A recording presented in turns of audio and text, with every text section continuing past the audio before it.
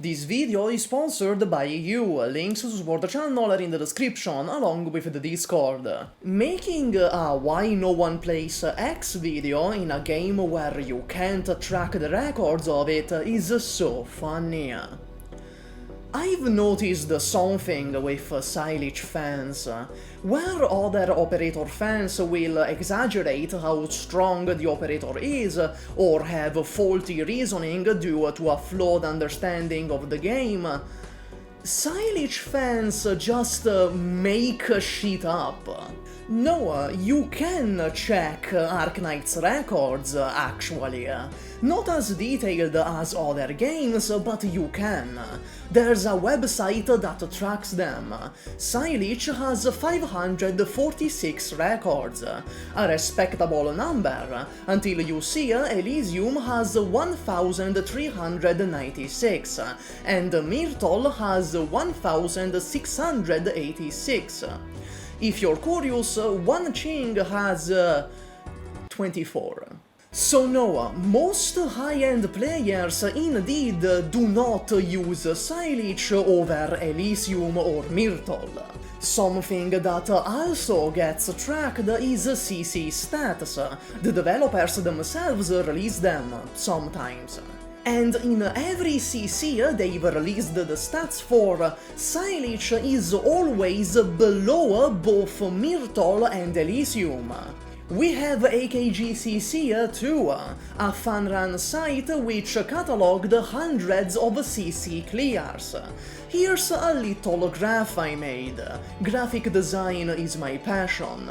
Starting from CC7, which is when Saileach released, we have the CC at the bottom and how many clears they were featured in on the side. As you can clearly tell, Saileach is consistently the least used Flagbearer. So, with all this, with all the evidence you can point to showing Saileach being underused compared to other Flagbearers, and Myrtle being consistently dominant, somebody explain to me how the fuck can anyone say Myrtle stopped appearing in CC after Saileach's release? And then, once realizing how colossally stupid that statement is, move the goalpost and say that Myrtle disappeared from max risk CC, which is also incorrect. Here's a max risk clear for every CC after Saileach's release that includes Myrtle. Do you see what I mean about Saileach fans just making shit up? Hello there, Arknights' most hated YouTuber here, now in China as well. Once again being asked to make this video without mentioning Myrtle at all. Beside the fact I already failed, no thanks. That would simply be an incomplete assessment of Saileach. It's like discussing 1940s France without bringing up World War II. Looking at Saileach, her skill 1 is objectively better than Myrtle's. Straight up, it makes more DP. Plus, she gets a talent that lowers the DP cost of the next operator you deploy. For all intents and purposes, Saileach does perform better at being a Flagbearer. So why are we here now? Keep in mind, this video isn't saying Saileach is a bad operator. By virtue of being a Flagbearer, she's at the very least good. She is, however, arguably the worst Flagbearer. Let's talk role compression. It's a topic that comes up pretty often while discussing a large variety of operators, but it's not quite big enough to warrant its own video. The short of it is that role compression is really hard to get right in Arknights. Fundamentally, you put operators in your team for what role they fulfill in your squad, for the specific purpose you want them to achieve, be it DPS, or healing, or buffing, or crowd control, or just looking cute, or whatever else. Plus, you have a limited amount of operators you can put in your squad. In theory, this should make role compression a desirable trait, like Thorn's Altar. Like, holy shit, he's quite desirable if you catch my drift. being able to fulfill multiple roles in one squad slot should be a good thing since you have a limited amount. However, in practice, 12+1 squad slots is very generous for the vast majority of stages, so the concern of running out of them rarely comes up in normal gameplay.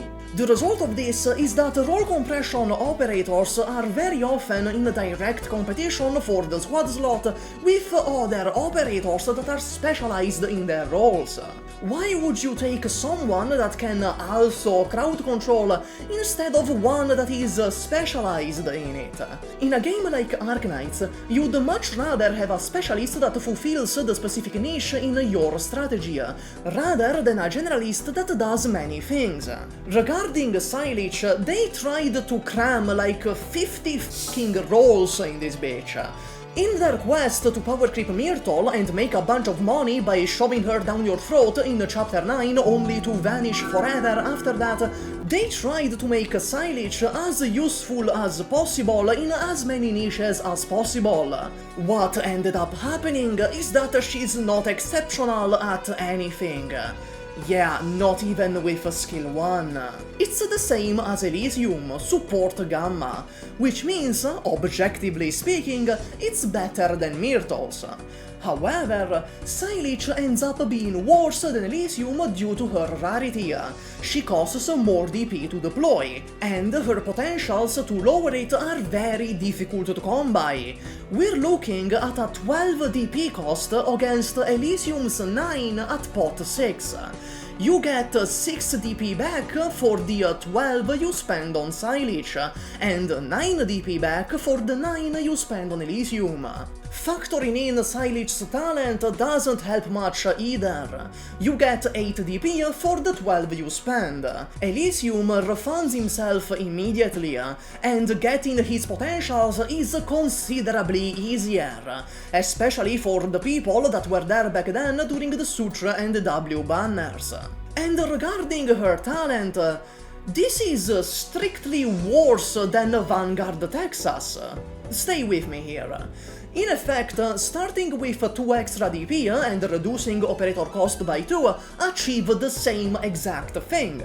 You need to generate 2 less DP. Texas just needs to be in the squad, while Saileach needs to be deployed. But this is what her role compression aims to fix, right? She's not just a Flagbearer. Well, before we go into detail on each skill, giving any role compression to a Flagbearer is strange on the face of it, because fundamentally, skills that make DP and skills that do anything else work very differently. One wants to end as fast as possible, so it can charge again and you can activate it again to make more DP.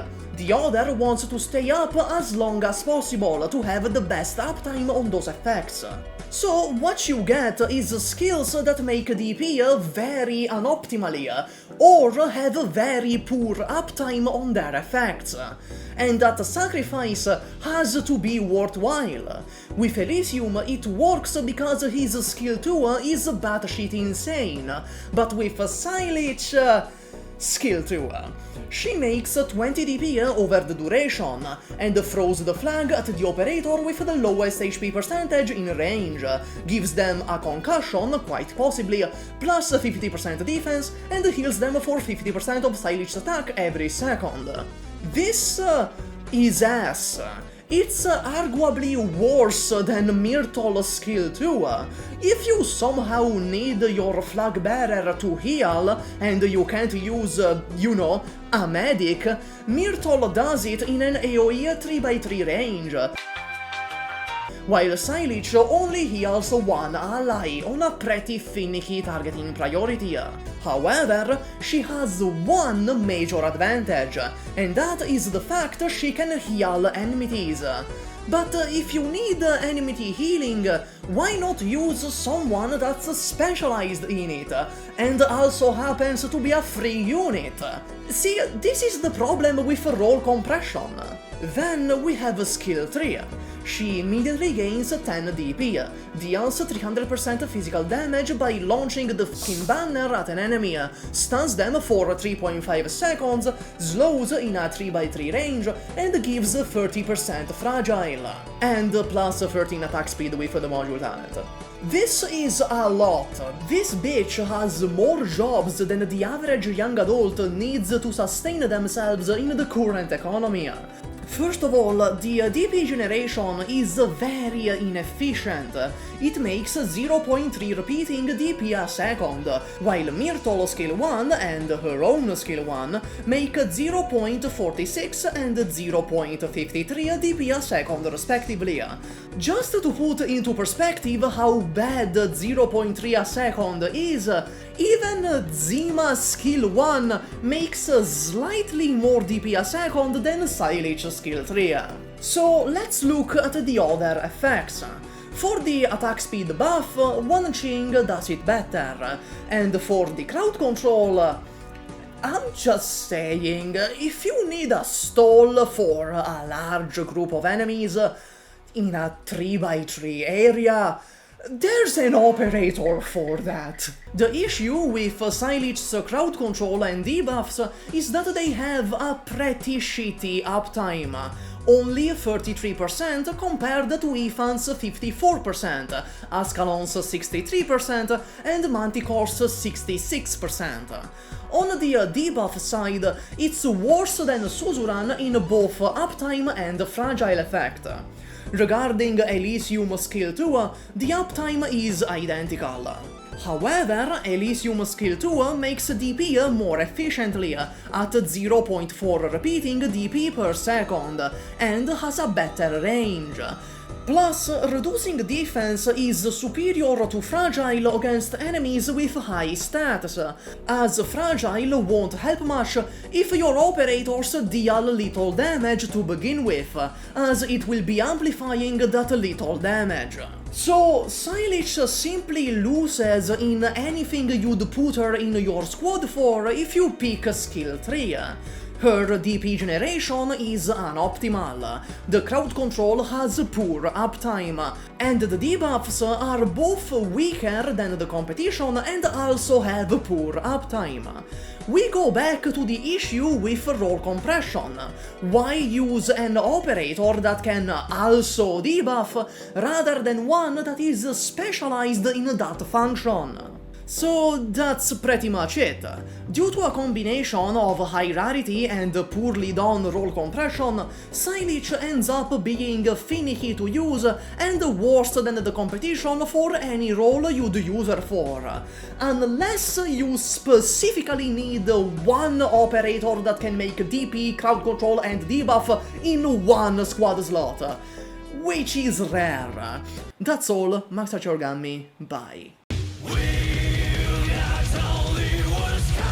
Thank you for watching. I'm still cringing at Enfield operator names. Seriously, what the fuck is Snowshine and Gilberta? But that doesn't stop me from thanking the members and Patreons on screen now. In particular, Joseph D, Mr. Lair, Zilot, Buba Obia, Quill Damage, Matthew Nemo, Zephyrinix, The Crazy Lord, Nupo, Lord Takio, Nerd Rage, Andre Mula, Mike Reguera, Nuta Koyaki, Maxi Ossess, Good Old Leon, Jigster, and Chromchan but JJF. Now I am gonna go ask Thorns and Elysium to spit roast me.